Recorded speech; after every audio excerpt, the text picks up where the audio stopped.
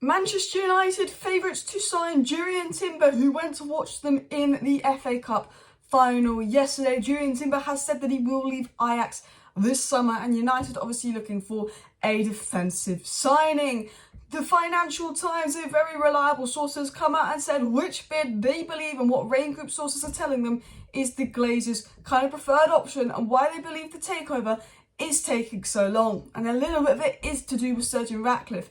But is this just a negotiation tactic? Because reportedly there is a Qatar meeting tomorrow with the Glazers. And on top of that, we will be talking about 5 things we learned from Manchester City 2, Manchester United 1, and we're going to be linking what we learned into the transfer window and what we need to do. But I want to get right into the report by the Financial Times on the takeover, because the season is over, the FA Cup is done, now our focus is on the takeover and then it's on the transfer. So let's start with the takeover news, and a news story I didn't particularly like when I read. So please do smash that like button, subscribe down below if you're new, and I should be live tonight, 8 p.m. If any big news comes out, I may be live before that. But it was said breaking. All 6 Glazer siblings could retain stakes in a Manchester United proposed phased takeover of the club by Sir Ratcliffe. He said potentially Sir Ratcliffe is offering a deal where all 6 Glazer siblings could stay and have a stake in United. Now, what does that mean?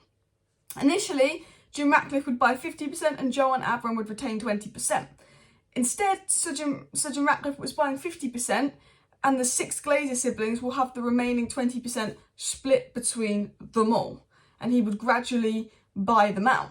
Now, the reason the Glazers might prefer this is, and I don't know if this is true, but I read this somewhere, is that basically he has to, if the club does well in the next few years and the value of Manchester United increases under Ten Hag, he will have to pay more money to buy them out. So the better we do after the initial buy, you know, it could change the price of the shares he has to pay to buy them out later on, which is reportedly why the Glazers might prefer this option. But I'm not sure of the truth of that. That's just something I read somewhere that I can't really remember. But he's basically offering each Glazer sibling a chance to kind of stay and him gradually buy them out, and they split the 20% between them. So all 6 Glazers are at the helm. Would they have control of decisions? No, so it's not awful, but it's not what we want. It was said Jim Ratcliffe, who travelled to New York last month for negotiation, is seeking to acquire at least enough Class B shares to take control of the club. So he's travelled to New York, he's had a lot of meetings with the Rain Group in secret, and he is connecting with the Rain Group about getting enough Class B shares to own the club. Sir Ratcliffe is very determined to buy United. We all hear all these reports that Qatar will go all out to buy United. Sir Ratcliffe is sneaky. He is very sneaky. He is going all out to buy United, keeping 2 Glazer siblings here, keeping 6 Glazer siblings here. You know, he's doing what he can to buy United. He's meeting with the Rain Group in New York. Like, we hear a lot about Qatar going all out, but so is Sir Jim. Remember that. It was said as well, 2 people with knowledge of the matter said the Glazers are now focused on the structure that would allow 6 siblings to sell down their holdings in a proportion to their holdings, allowing Ratcliffe to take control. So basically, sources close to the Rain Group, sources close to this deal, are saying this is what the Glazers prefer, this option from Sir Jim, which would mean 6 of them can stay. And the Financial Times suggests that this would take longer, and this could be the reason behind the delay, because this is quite a complicated deal to do.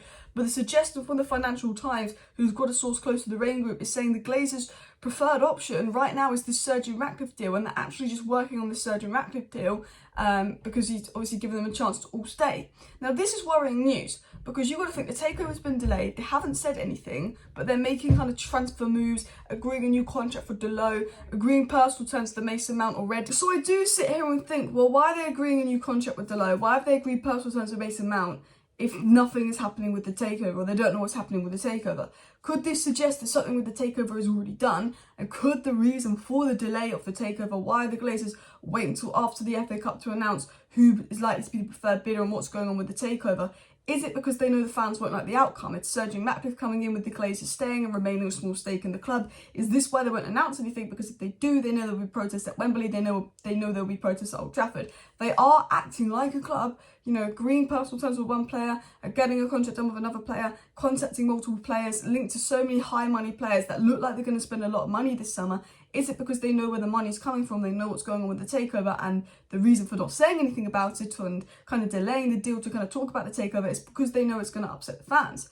That is a potential possibility. However, it was said from a reliable journalist, and I can't remember which journalist said this, that Manchester United are trying to do everything they can possible regarding agent work, fees work, personal terms, etc., so that when they get the money and they get the takeover approved, they can then sign the player. So they would get everything they could do for Mason Mount, then they just find out how much money Chelsea want, and then offer Chelsea a bid, get Mason Mount done. Figure out how much money this club wants for this player, agree personal terms with the player, have contract with the player, so once the money comes in, they can sign the player. That everything with Kim and Jay is apparently done on like a more verbal level, but obviously they've got to pay the release clause in July. They said they will do that. Could potentially it just be United don't know who the new owners are, but they're trying to get groundwork done, so when the new owners win and they know the budget, they can sign the players right away.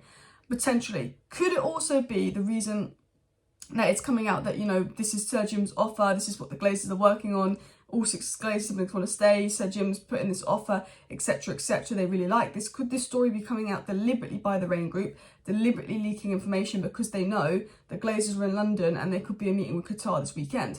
We know from David Ornstein, one day you speak to people close to the Rain Group and the Glazers, they say Qatar's winning. The next time you speak to them, they'll say Sir Jim's winning. The next time you speak to them, they say the Glazers want to stay in and have a minority investment, etc., He said you can't actually always trust what you're told because you get told one thing one day and one thing another day. And could, you know, the fact that the Glazers are in London and they're rumoured to be meeting the 9-2 Foundation representatives this weekend, could, again, this story on Sir Jim Ratcliffe's bid and this being the favourite option be deliberately leaked and deliberately released as a negotiation tactic because they know there's another Qatari meeting? And it was said Qatar will put in an even higher bid if this bid isn't high enough.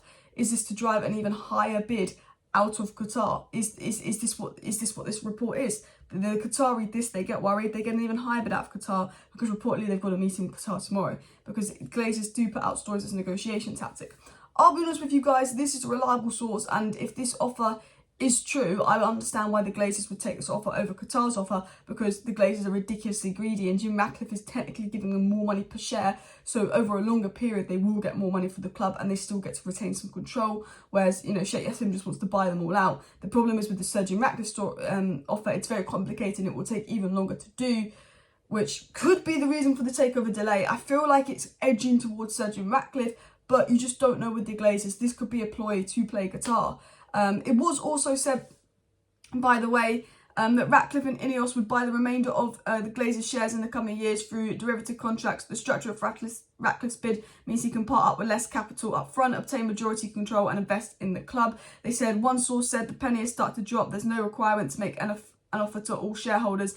And it said, despite growing frustrations among fans for clarity on the club's ownership, no deal is expected imminently. So despite all of this about Sir Jim Ratcliffe kind of looking to be the favourite option and this offer from Sir Jim Ratcliffe looking to be the Glazers' preferred option, they're saying nothing has been done, nothing could happen imminently, you know, there's no official, or this is the bid we're going to do, but this is the feeling from people close to the 9-2 Foundation, close to the bid of what the Glazers potentially are going to do. Now, let's get into 5 things we learned and the Jurrien Timber story. I went on a long bit about that takeover news, but I actually had to re-record it because I'm annoyed, my camera crashed.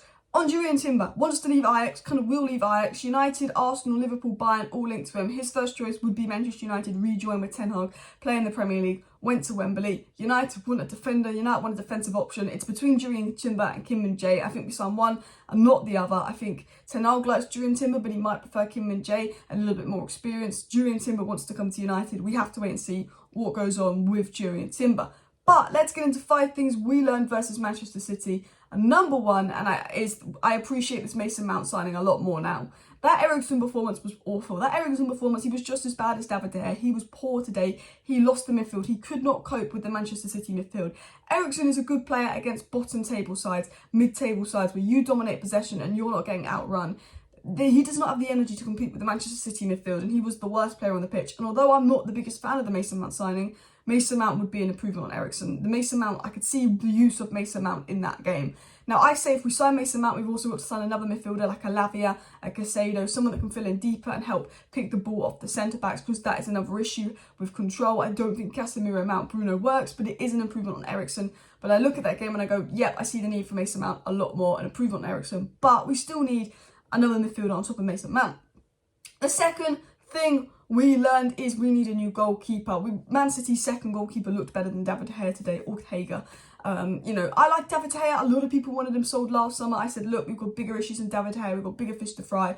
I'm happy to keep David De Gea for another year at the club. You know, we have bigger issues, and I stand by that. And a lot of people think David De Gea is the biggest problem at this club, and I don't agree with that. He's a good goalkeeper, but he's not good enough to take us to that next level. We're now in the top four. We're now in the big competitions that we've seen in the Europa League Cup final, the FA Cup final. De Gea has cost us. De Gea has caused us problems in these big games. And you see now why United need a new goalkeeper. We're seeing in these big games, we're getting to the point where we want to hit that next level, and Liverpool got a new goalkeeper, hit that next level, and I think we've got to get rid of De Gea and say bye-bye. The third thing we learned is, you know what? We did limit City to only 2 chances outside the box, 2 volleys, which were their 2 goals. I thought defensively we were decent. I think that we weren't completely outplayed and embarrassed, but they were the better team with the better players, and they probably did deserve to win in the end. But we kept Haaland quiet. We limited them to very few chances, and the second one, they shouldn't have scored from that, which is frustrating because I think we really gave them the game. On another day, if Gundogan doesn't score those 2 volleys, which most days he wouldn't score, we would have won that. The fourth thing we learned is the lack of depth is what really cost us. The lack of January investments from the Glazers as well. We're 2-1 down. We bring on an 18-year-old in Garnacho. We bring on Weghorst and McTominay. You need to go and you're bringing on Weghorst and McTominay as your subs. Says it all about the depth. Says it all about the investment we got in January and Cody Gakpo and João Felix. We didn't get it. We had to bring on a Burnley player, Wout Weghorst, in an FA Cup final to try and save us. When Wout Weghorst came on, we all said, well, that's the win for Manchester City. And the final thing we learned is, the fifth and final thing we learned is, I don't think the attackers performed. I'll be honest with you, I don't think the attackers performed. Sancho was quiet, Ratcliffe was quiet. Yes, the Manchester City defence and midfield was so good and kept them at bay, but we need more from our attack going into next season. We need more from our attack, we need a new goalkeeper, and we need more control in midfield. That's what we need next season. Thank you for watching. Please do smash that like button. Of course, subscribe down below if you're new. Share the video. See you next time. Bye.